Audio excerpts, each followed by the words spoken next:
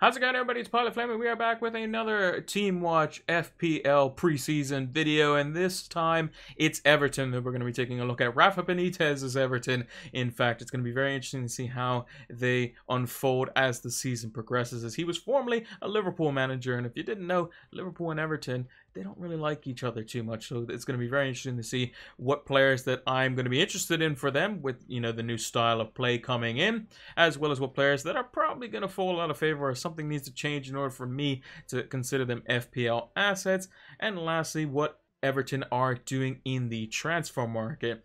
If you have been enjoying the series and you just want to hit that like button, it greatly helps out the channel, and you want to hit the subscribe button if you are new or haven't done so already. Hit that notification bell so that you can get the content as soon as it is readily available. Drop us a follow over on Twitter if you want to keep up to date with any FPL news or injury news or transfers or anything of that sort, or when we release stuff on our different platforms. And follow us over on Twitch if you want to see when we go live for our preview and deadline streams. So without further ado, let's talk about Fantasy Football Scouts membership. We have partnered up with Fantasy Football Scout for this coming Fantasy Premier League season, and they're giving you an exclusive offer. Use the link down in the description to get 20% off your Fantasy Football Scout membership. It gives you access to the exclusive members area, which has new tools such as the 3-player comparison tool, as well as some old favorites such as the Rate My Team tool, the season ticker, and my personal favorite, the fully customizable stats tables, which you can share among other Fantasy Football Scout members, powered by Opta Stats. Use the link down in the description below to get 20% off your membership today. Sign up now. Now, Everton are one of the teams that have a fantastic start to the season, arguably the best on paper. Southampton at home, Leeds away, Brighton away, Burnley at home, and I think up to their first 10 to 12 fixtures, they're all pretty good, barring maybe one or two, and I just think it's just too hard to ignore. With Everton, it's a bit weird because they have players on opposite sides of the pitch or in same roles that are just slightly worse than what you would think than the other counterparts. So here I have 3 players listed that all in their own right would be decent FPL options if they are starting or aren't seeing a transfer move in the case of Richarlison, but we'll potentially be looking at that a little bit later, as there's interest from the Spanish clubs around him. Seamus Coleman, 5 million, which seems like a fantastic price. He is getting up in age and could potentially be outed. Maybe he's changed to a wingback. That would make him a little bit better, as well as Luca Digne, who we'll talk in the next segment. 2 chances created, 3 shots in the box. So again, he does get involved in the box. 0.65 XGI, not too bad for a 5 million fullback. Sigurdsson, 1 big chance. I believe that was a penalty that he took. 9 chances created, 2 shots inside the box, 1.48 XGI. Not too bad for 7 million as well. He's another one of these midfielders that's kind of a wait and see, because again, Rafa Benitez is the new manager for Everton, and it's just kind of, will he play a 4-2-3-1? Will he play a 4-3-3 where he doesn't really need Sigurdsson and wants a more functional midfield? We'll have to wait and see, because I think that kind of position is open for kind of just anything really. It could be another 8, it could be another 6. He could play 3 really defensive-minded midfielders. It could be in a 3-5-2, it could be in a 4-2-3-1. Many different ways you can shape it. And again, Rafa Benitez, usually defense comes first, and with Sigurdsson being not necessarily the fastest player or best presser of the ball, he might be the one that kind of makes way. Now, moving on to Richarlison, as we mentioned, there's some interest from other clubs, but again, we'll get to that in the transfer segment. 7.5 million, so he comes in 0.5 million cheaper than Calvert-Lewin. 1 big chance, 6 chances created, and 9 shots inside the box. So again, a bit of a creative role for him. 1.29 XGI, so his shots inside the box weren't probably the greatest shots, but they were still shots inside the box nonetheless. Now, if I knew he was playing in a front 2 alongside Calvert-Lewin, there could be a double up going on at the start of the season with how good their fixtures really are. However, I just see him to being just slightly worse than Calvert-Lewin. And again, we don't know what system Rafa Benitez is going to play. Typically, he's probably going to play with 1 lone striker, unless he plays a 3-5-2 and really compacts the midfield. If he's going to play similar to how he did at Newcastle, I think he mostly branded either a 4-2-3-1 or a 3-4-3. We'll have to kind of see how that plays out. He does have obviously a lot better players at his disposal, so we'll see how he kind of shapes the team up. But Everton, pretty much middle of the road when it comes to the kind of the stats. 68 big chances, 255 shots in the box, 42.26 non-penalty XG, all definitely serviceable numbers. They would like to increase those, but the main thing is they need to stop conceding and losing and dropping points at home. So I think Rafa Benitez is definitely going to help that. So maybe the defense is the place that we target. So now with that being said, let's take a look at some players basically in similar price points or similar roles, which could be better options for Everton in terms of an FPL sense. Now, I even have them laid out on the graphic in their exact same spots as well. So Coleman, I think the better option here is definitely Luca Digne for 0.5 more, especially if Rafa Benitez goes to a 3-4-3. Digne playing at left wing back, going in and around the outside of Richarlison, who would probably be playing in the front three as that left inside forward. I think that would be fantastic for Digne, and with 8 chances created, that number will only go up even more, and you may see him start to get some shots inside the box or some big chances, which would be good as well. James Rodriguez, another one that could play in as like that right inside forward. Doesn't necessarily have to do as much defensive work if he's got a right wing back and 3 center backs in behind him, and maybe 2 kind of more holder midfielders in, like, let's say Andre Gomes or Alan, somebody like that, or Decore even could be quite defensive in that role in the 3-4-3. And if Rafa sets them up in that way, I think James is a right-sided attacker, kind of like falsely playing in there, but he's going to be more in the right half space, kind of like a number 10 in behind Calvert-Lewin could be quite good and allow the Coleman to fly on past him, and that's where we could see a potential real double up there. Digne and Coleman with those fixtures could be fantastic as well. Just 2 fullbacks flying up the pitch, getting low cutbacks or getting crosses in towards Calvert-Lewin, who everyone's probably going to have at the start of the season as well. And James, you know, is no stranger to chance creation as well. Also on set pieces, so is good on that front as well.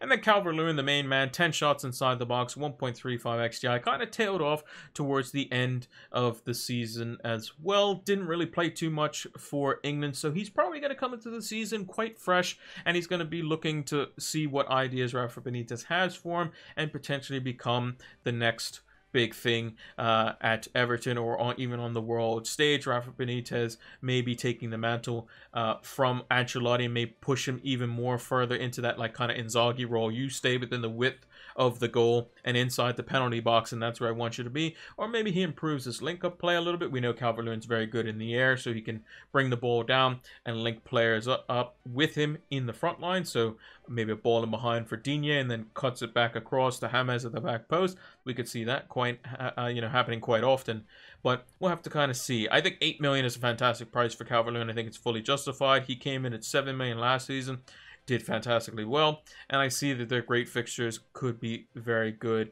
for the Englishman, and I think he's going to have a point to prove. He's definitely going to want to be maybe more in the immediate thoughts of Gareth Southgate rather than just being like a guy who occasionally gets put on the bench in a 23-man squad, and sometimes not even on the bench at all. There were times where in the 26-man squad, he was one of the 3 players being left out, which is a bit interesting. But again, in the shadow of Harry Kane, maybe he needs to be more in the conversation, and maybe, you know, England start going with a 3-5-2 come the World Cup. We'll have to see how Southgate shapes the team up then.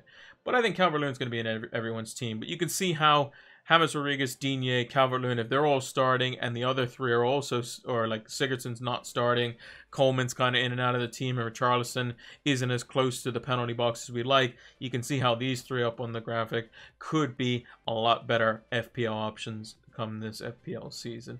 Now, with that being said, let's see what transfer rumors are milling around for Everton and Rafa Benitez for his potential new signings. Now, Everton in the transfer market are typically a team that does splash the cash. They're going to be backing the manager, especially when they first come in, much like how Carlo Ancelotti received a good bit of funding for the players that he wanted going into the season. So, likes of Alan, Someone who's basically followed around him every club he's gone. Don't think he's going to be going back to Real Madrid, though. I don't think, or Alan hasn't been there at all. But I don't think Alan is going to be going to follow Carlo Ancelotti. James Rodriguez is probably a bit too old to go back to Real Madrid as well, and they're also in a financial crisis of their own, which is weird. Why Richarlison is one of the players that could be touted to Real Madrid with his price tag of 80 million pounds. I think 80 to 90 million is hard to turn down, I believe, were the words that were coming out in reports in the newspapers. And if Richarlison does go to the likes of Real Madrid, not really sure he's a Real Madrid caliber player. I think he's just kind of that step below. So it's a bit interesting on that front. But that's kind of one of the weird rumors out there. But for the ins, Sergio Romero is somebody who does not have a club at the moment. He's not in an FPL at the moment, but he was rumored last year as well in the summer to be linked to Everton, as they wanted a long-term replacement in goal, or someone as potentially to push Jordan Pickford potentially out as more of a backup, or potentially be a backup to Jordan Pickford. Now, Romero is going to want to play first-team football. He is in his mid-30s. I believe he's 34, going on 35, and he was somebody who was, you know, arguably one of the best bench goalkeepers that, you know, the Premier League's ever seen. He was an international, and he's lost his place swiftly to Emilio Martinez of Aston Villa because of his lack of game time. So that is something that could be addressed if he were to move to Everton and potentially see first team football on a more regular basis. Nunez as well, somebody who's coming from Sporting Lisbon, currently valued at a very, very cheap price of around 5 million euros, according to Transfermarkt. And all these transfers on the graphics that you see and transfer values that you see, or me say on the video, are approximations as well until they've fully been confirmed. So these are just estimations as well. But he could be coming from Sporting Lisbon. He's kind of a number 8 midfielder. He can play defensive midfield. He can also play attacking midfield. He's a very young player. He's only 22 and was newly promoted to the Sporting Lisbon first team only just last year in May of 2020. So it could be a very exciting young prospect there as well. And then lastly, Everton have been linked to St. Maximin.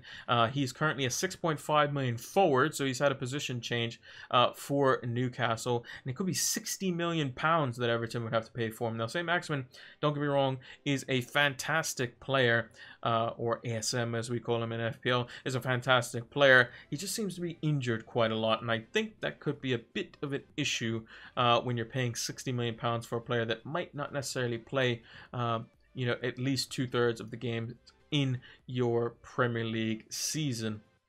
In terms of the outs, Sigurdsson has been linked away from the club. It's just because he's winding down on his contract and could be seen as surplus to requirements with Rafa Benitez coming in. Richarlison we've already touched on. And then Moise Kean has come off his loan from PSG, but they're looking to potentially bring him back as well, as Pochettino really likes the player, liked him when he was at PSG, thought that he was a very functional option for the team. So he may see his way back out over to PSG on a permanent deal.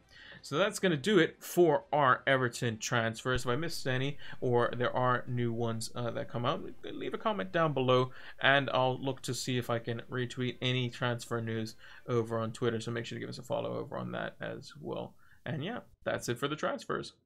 And that is going to do it for our Everton edition of Team Watch. If you haven't done so already, hit that like button, subscribe to the channel if you are new or haven't done so already, and turn those notification bells on so that you can get the content as soon as it is readily available. Drop us a follow over on Twitter so you can keep up to date with all FPL news and things that are going on our platforms, and give us a follow over on Twitch so that you can be prepared for when we go live for our preview and deadline streams for the next coming FPL season. And lastly, make sure to check the link out in the description below for Fantasy Football Scout. It's a fantastic offer. The members area is going to help elevate your FPL game, so make sure to check that out. 20% off if you use the link down in the description below. Thanks for watching, and until the next one, take care.